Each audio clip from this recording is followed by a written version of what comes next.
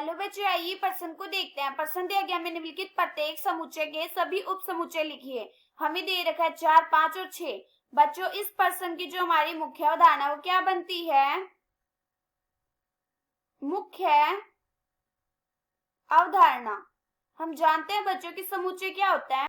समुच्चय का मतलब होता है कि वस्तुओं के उस समूह अथवा समाहार को समुच्चय कहा जाता है जिसमें सम्मिलित प्रत्येक वस्तु किसी गुण विशेष को संतुष्ट करती है, जिसके आधार पर स्पष्ट रूप से ये बताया जा सके कि अमुक वस्तु उस संग्रह में सम्मिलित है या नहीं। अगर हम एक उदाहरण के रूप में ये भी हो सकता है कि जैसे हमारे पास स्कूल है जिसमें 1 से 5वीं तक की कक्षाएं हैं, तो उसमें विद्यार्थियों को उनके कक्षा के अनुसार समुच्चय या सेट के रूप में कहा जा सकता है, मतलब कौन सा विद्यार्थी कौन सी क्लास में है।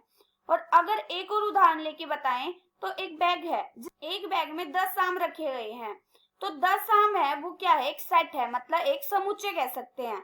और इसी तरह यदि कोई बैग है जिसमें खाली हो तो उसे रिक्त समुच्चय या सेट कहा जा सकता है। रिक्त समुच्चय का मतलब होता है नल, मतलब ये वाला सेट इस चिन्ह के साथ दिखाया जा सकता है। अभी देखो हमें क्या बोला है प्रश्न में, हमें समुच्चय दे रखा है 4, 5 और 6।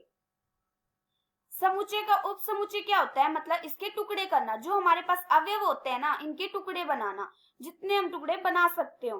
अभी देखो हम जानते हैं कि रिक्त स्थान क्या होता है। रिक्त समुच्चय ये होता है जिसमें हमारे पास कोई भी सेट ना हो, मतलब कितनी भी संख्याएं हो सकती है या नहीं भी हो सकती, तो उसको हम किससे बना सकते हैं? फाई से। फाई मतलब क्या होता है? हर समुच्चय का उप समुच्चय तो होता ही है, तो यहाँ पे क्या आ जाएगा? एक तो आ जाएगा फाई, और इसके बाद इन सब के अलग अलग टुकड़े, तो एक बार 4, फिर इसके बाद 5 और इसके बाद 6।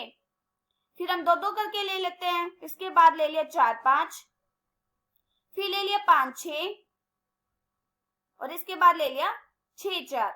फिर हम ले लेंगे इन तीनों को, तो ये क्या आ जाएगा? यहाँ पे आ जाएगा 4, 5 और 6। ये हमारा क्या आ गया? उत्तर। आशा करती हूँ कि बच्चों आप सबको समझ आया होगा। धन्यवाद।